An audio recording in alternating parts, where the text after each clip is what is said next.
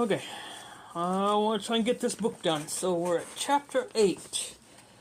This is All Ships Follow Me by Mieke Eerkens. Chapter 8. End of the War, Beginning of the War. The Netherlands. 1944. Oh, give me a second. Let's see how many pages this is. I'm sorry. I should have done this before. Give me a second. No idea.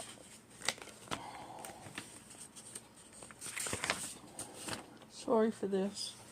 Okay, go back to the beginning. Roughly maybe 14 pages, so kind of a long chapter. Okay, let's start over. Okay, chapter 8. End of the war, beginning of the war. The Netherlands, 1944. In June 1944, the Allied forces land on the beaches of Normandy in France. My mother is now 4.5 years old. D-Day is the beginning of a furious effort to liberate Nazi-occupied countries. As troops begin fighting their way towards the Netherlands, in September they reach Belgium, and the Dutch hear rumors that the liberation operation is underway. This leads to Dole Dinsdag. On September 5th, 1944, Mad Tuesday, believing that they are about to be liberated, people celebrate in the streets and await the Allied troops. Die Redding is Nabish. The rescue is near. I apologize if I mispronounced that. Radio announcers call into people's living rooms. In most living rooms, the response is jubilation. For collaborators, however, it's complete panic and reckoning. They are certain they are about to be killed or arrested, and half the NSB members, particularly those in leadership positions, pack their suitcases. Nazi leaders inform them that they should flee to Westerbork, where they would be transferred on to safe houses in Germany. Some 35,000 NSB members take them up on their offer and flee to temporary camps in Camp Westerbork, which is still occupied by Jews who are also due to be transported, but to entirely different fates. In an unattributed diary cited on the Dread in the War website, a Jewish Westerbork prisoner purportedly writes, "The first NSBers have arrived, most in cars, stuffed with suitcases, baby buggies, chests, and blankets. The stream of NSB refugees flows through the camp. On foot, in cars, on bicycles and wagons, at the end on freight and passenger trains, they arrive. We are all staring at each other. We can't believe our eyes. Now it's your turn." That's all our faces say. My grandfather chooses not to flee. He doesn't believe he has done anything to put him in danger. He doesn't feel complicit, and naively assumes that the authorities will look at his circumstances, and agree with him. So my mother and her family stay where they are, in their house in Apeldoorn. But the Netherlands' liberation will not come that easily, and Mad Tuesday turns out to be a false alarm. The Allies enter the country to ticker-tape parades, but they are en route to fierce battles and roadblocks, particularly along the country's rivers, where bridges are the key to controlling the territory. The Allies aren't assured of success. The Germans put up a furious fight. They block bridges to cut supply lines, a tactical move to starve the country and force the Allies to back down. In return, the Allies focus on gaining control of some bridges and bombing others in order to prevent the Germans from moving troops to fight them. An operation made famous by the film A Bridge Too Far. In Operation Market Garden, thousands of Allied troops are dropped from planes with the goal of taking key Dutch bridges, including the main bridge over the Rhine River at Arnhem. But weather and other circumstances create a chain of disastrous events. The troops are dropped far from their targeted landing sites, and as they make their way through the Dutch countryside, high-stepping through soggy fields, past dairy cows, they unexpectedly encounter German troops. Fierce fighting between the troops goes on for several days, with Allied and German soldiers alike losing their lives, their corpses loaded onto stretchers in the days that follow. to be sent home to their families in bags. After 9 days, the Allies failed to take control of the intended bridges, which was key to expediting the Allied forces' advance into Germany. The Dutch are not liberated. The failure of the Market Garden campaign means that the war will last another year, one of the most difficult of all the war years for the Dutch citizens, as German troops doubled their efforts to retain territory, engaging in ferocious fighting with the Allies. In Gelderland, the province where my mother lives, the fighting is particularly bad. The woods near Apeldoorn are filled with munition bunkers and German soldiers guarding them. Bullets whistle past the trees her brothers left to climb. Booby traps are dug into the cool, damp soil and covered back up with moss. Air raids are common during this time, and families are ordered by the Nazis to block out the windows at night so they can't be seen by Allied bombers from the air to use as guides. My mother, now 5, listens to the growing and ebbing moan of air sirens that sound like a cat in heat, rubbing her eyes in her little bed. Her 11-year-old brother Bert whispers in the dark, "Elsie, don't be scared. Come on, you have to get up. We have to go to the cellar." The door to their bedroom opens and my grandmother scoops Elsie up to carry her down, with Hanny behind her carrying blankets and pillows pulled from their beds. Many nights are spent in the cold cellar on mattresses between the potatoes and the jars of blackberry jam. Elsie listens to the airplanes drone overhead, explosions in the distance, afraid of the noises but not sure what they mean. Her siblings know.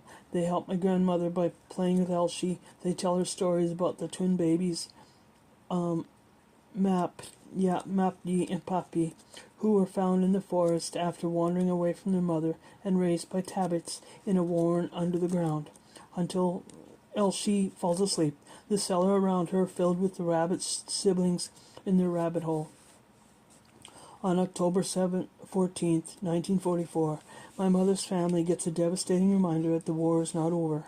On that afternoon, my mother and my grandmother visit my grandmother's father and stepmother in Zutphen, a town about an hour and a half from Apeldoorn by bike. My mother's grandparents run a printing press and a stenography training course out of their home. My mother loves visiting her Oma and Opa. It'll be Oma's birthday the next day, Sunday, but they celebrate today. My mother sits on Oma's lap and they read books together. She gets apple cake with whipping cream. Opa is helping the stenography students who are practicing in the study, but he pops in to kiss her.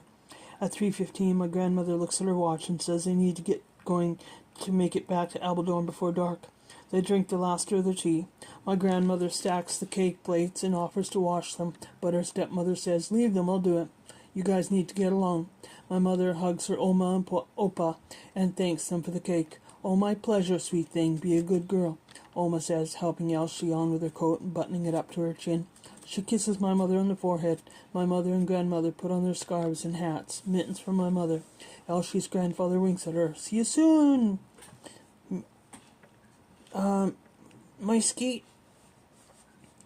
My grandmother kisses her father goodbye and then lifts Elsie onto the child seat on the back of her bicycle. There's a damp fall chill in the air and she isn't looking forward to the long ride home back after the cake in the warm house.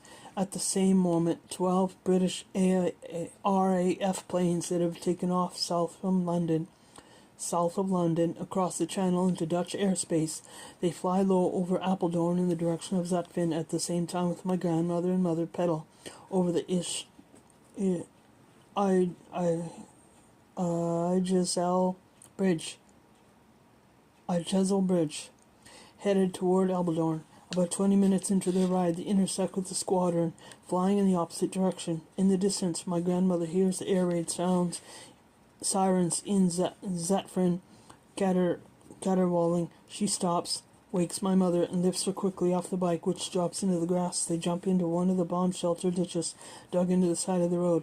Moments later, they hear the bombs. It's a thunderous noise of 137 bombs making impact for over 10 minutes, shaking the ground. It's 3:53 p.m. My mother clings to my grandmother in the ditch. Elsie pops her head out of the shelter to look back at the massive cloud of black smoke rising above Zutphen before being yanked back down by my grandmother. My grandmother has seen the bullseye roundels on the sides, on the wings of the planes, and recognizes them as Allied planes. She assumes their target is German troops What she does not know is that the target is the Dutch bridge, which has a railway across it and is used by the Germans to transport ammunition. By the time my mother and grandmother cycle into Apeldoorn an hour later, tired and chilled, the news has already reached there. The bombers have accidentally overshot the target and taken out not just the bridge, but the neighborhood next to it as well.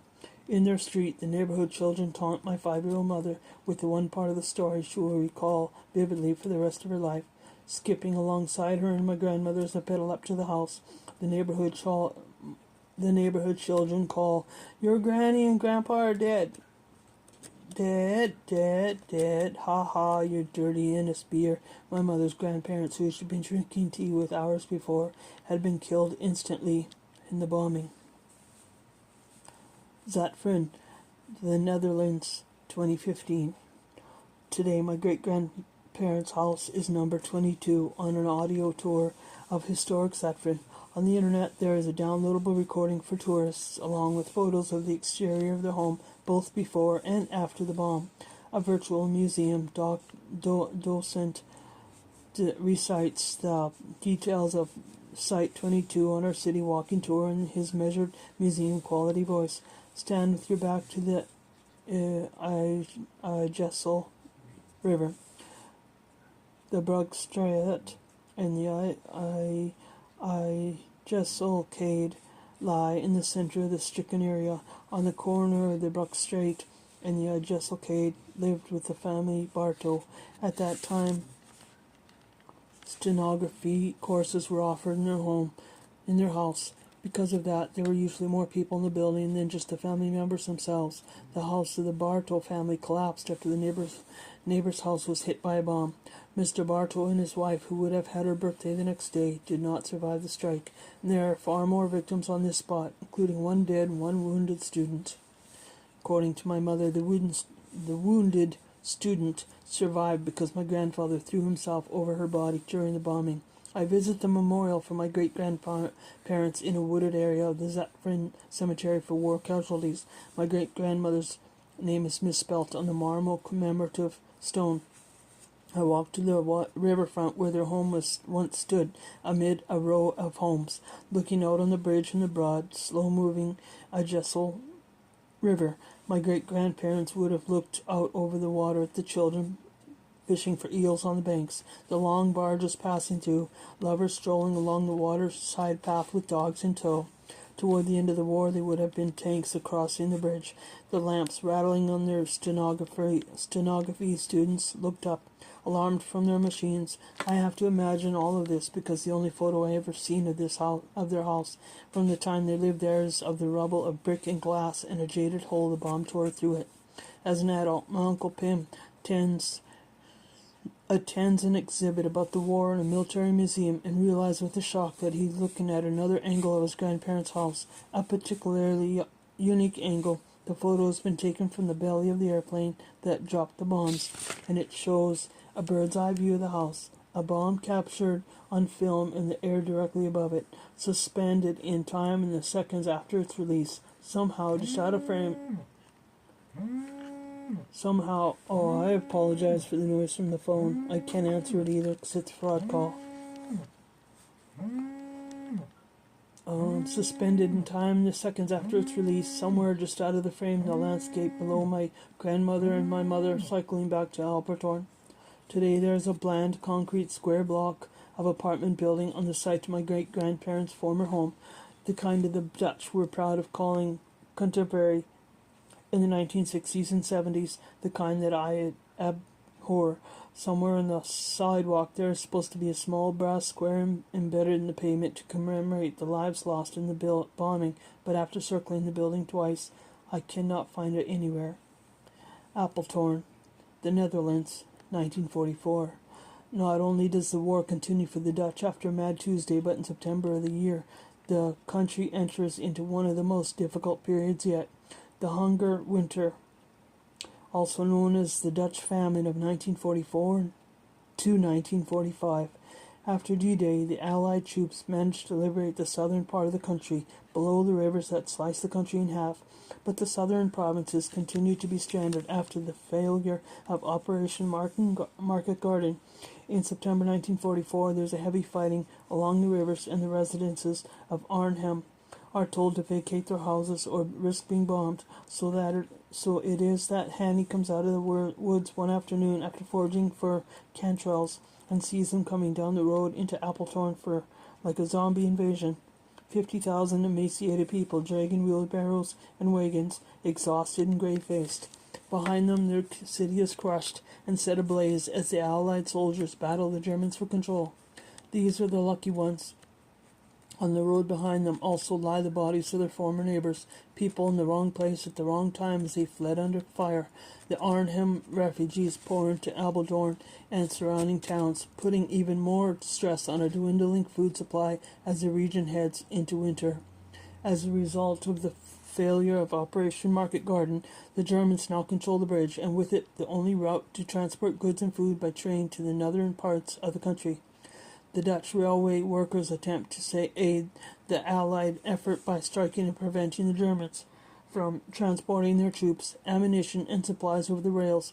In turn, the Germans retaliate by placing an embargo on the shipments of food to the north, a common tool of war. In cities like Apeldoorn, the people are starved out in a dangerous game of chicken. People already have to use ration books during the war due to the limited food supplies, but now the ration books don't buy anything at all because the stores are empty. No bread, no potatoes, no eggs, no meat, no cheese, no fruits or vegetables. People trade anything they can, a piano for a wheel of cheese or a couple dozen eggs, a wedding band for a sack of potatoes. If there is food in the shops, the rations now allow only approximately 1,000 calories a day per adult anyway, which isn't enough to sustain them. In the streets, everybody is gaunt, their cheekbones jutting out as they smile, when they still smile. When the Germans partially lift the embargo, allowing the canals to open for transport of food by boat, it is too late. The country is in the midst of one of the coldest winters in its history. The winters are frozen solid, and no boats can travel up them anymore. The snow piles high on the roads. No food enters the region.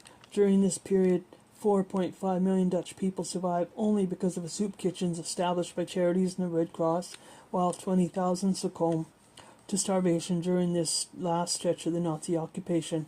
In Apeldoorn, the snow creeps higher on the garden fence, and my mother, 5 years old, sinks in it to her armpits. The Decock family heads into the woods to dig for anything edible and to hunt small animals, but they aren't the only ones, and many of the woods in that area were condoned off to the German munition storage under the cover. The blackberries, blueberries, and mushrooms frozen in storage from the previous summer are quickly depleted. Rabbits, deer, and wild boars are sported less often as the woods are stripped by hungry people. By midwinter, the family is nothing. My grandmother serves the children runny soup with boiled tulip bulbs from the cellar, but still their stomachs rumble at night. One night, my grandmother and grandfather sit down at the table with their eldest child.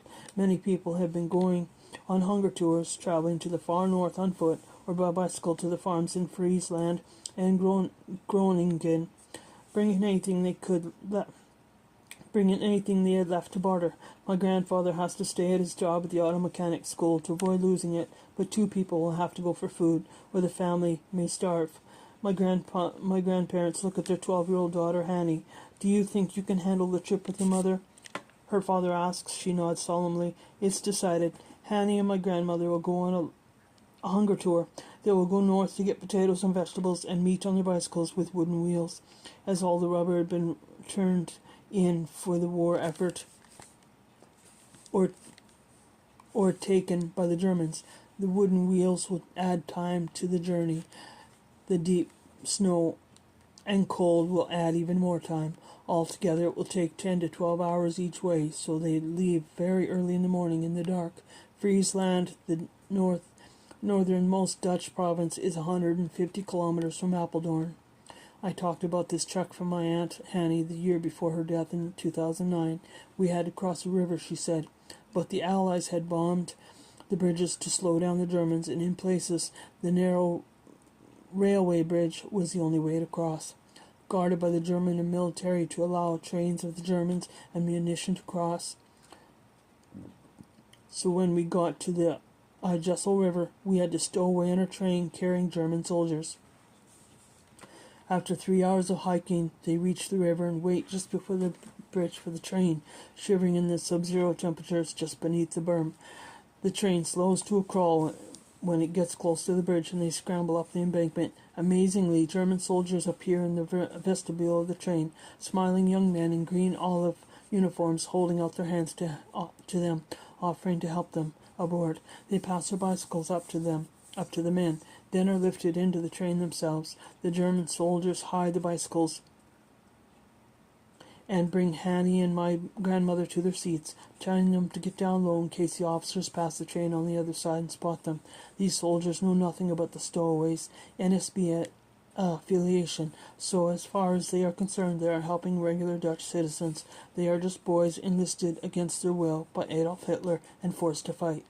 They see a girl and her mother trying to get food like so many others on this trek to the north. Inside the tree there are no enemies. The men dig through their duffel bags and give my grandmother and aunt their own army rations, crackers, sausage, chocolate, which they rip open and eat quickly. They drink from the men's canteen, which they reach the other side. When they reach the other side of the river, they had to jump out before the train picks up speed again, and the soldiers pass them their bikes, waving to them as the train slowly moves on, carrying many of these young men to their deaths in the final months of the war. From Zwolle, where they've now successfully crossed the river, my grandmother and Hanny continue cycling north in the snow. After 12 hours, they arrive in the farmlands of Friesland at dusk, the windmills rising from the flat horizon like agricultural lighthouses to the weary travelers. Cycling from farm to farm, they knock on doors to barter with the farmers, exchanging their money and jewelry for a comparatively small amount of food. Then they cycle to the coastal Frisian city of Zoutkamp, where they have family that also gives them some food. They load their bicycle bags with potatoes and beets, few cuts of meat, loaves of bread, and more, and then immediately begin to ride back to Apeldoorn, where hungry mouths and young children are waiting. They have already cycled for 12 hours, and they are exhausted. After about 4 hours, my grandmother calls through the dark to Hanny, who is cycling with her head down ahead of her. "Hanny, I have to stop, I have to rest." So they rest on the side of the road, collapsing directly into the snow. They nearly die there. We were so tired that we started to fall asleep, my aunt told them. Our bodies were just completely spent, but we knew that if we fell asleep we would freeze, so we kept saying, "Okay, in 30 seconds we have to stand up and keep going." But we couldn't do it, and the more time that passed, the harder it became to stay awake and stand up. In the distance, a light burns through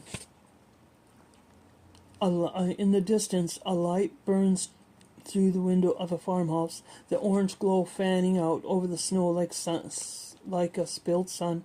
They can almost feel its warmth. Inside will be a fire crackling, a cup of hot tea offered to them. The house is only about 100 yards away, across a field. "Mom, we have to walk to that farmhouse down there and ask if we can come in or we'll freeze to death," says Hanny. Standing up, my grandmother nods and slowly stands, wobbling on her legs like a new calf. She and Hanny look across the snow, a sea of blue between them and the orange light. They stand like that for several minutes, staring. "I can't," my grandmother finally says. "They are too weak to walk." "I don't know how we did it," Aunt Hanny told me, "but somehow we got back on our bicycles, and we said, 'We can't stop again no matter what, or we'll die.' So we just kept cycling." When they returned, they had been on the road for 24 hours, cycling for almost all of that. Hanny is carried by her father to her bed and sleeps for 36 hours straight, a record that holds in the family to this day. But they have food again, and they carefully ration it. Elsie is a very little girl when she watches her mother and big sister come in from the snow, half dead from exhaustion with bags full of food. Food becomes a charged thing for her in adulthood. The rationing of it, the fetishizing of it. Later, my mother will become a dietitian. My Aunt Hanny, for her part, will become convinced of an economic collapse in the run-up to the millennium, as the media floats doomsday scenarios about computers going haywire. The first thing she does to prepare for the year 2000 is to panic buy a brand new bicycle, even though she already owns one. The millennial bike, as the family calls it, sits unused in her shed for years as the year 2000 comes and goes without incident, an expensive symbol of war trauma. This near starvation of the family becomes a point of contention for my grandfather later as he defends himself because they didn't have to starve. He could have used his membership in the NSB to get extra food, get money, and gain status. In fact, other NSB members traded in their working class jobs to become mayors of cities all over the Netherlands as the Germans excuse me, getting dry. As the Germans allow only NSB members to hold local political positions, the fact that my grandfather's family suffers alongside the rest of the Dutch population and that he doesn't use his position in the NSB for favors becomes a point of defense in his trial later. I never profited from my membership in the NSB during the war, my grandfather writes to the judge. At trial, others testify that he was offered positions that would have put food on his family's table and money in the bank. But as a socialist, my grandfather refused these positions, unwilling to accept favors. Repeatedly in the trial transcripts, I read affidavits that say he was an idealist and not a war profiteer. He was not interested in the Nazi agenda. So it is with great deal of bitterness in the later years that my grandfather realizes that after his difficulty serving the war years, when the Germans are finally defeated, for him, the war isn't over. When the Nazis surrender on May 5th, 1945, and the Allied soldiers roll through the country in ticker-tape parades, smiling, Canadian troops waving from top to tanks, people's fear lifts. Elsie stands in the corner outside their house with her brother Bert, watching the troops, delighted by the joy all around her. The soldiers march by, smiling and waving. People hug and dance in the streets. They wave Dutch flags. Elsie is 5 years old and likes a good party. She doesn't understand that her family is on the wrong political side of this liberation. She waves at the soldiers, and a Canadian soldier stops his green jeep to beckon her over.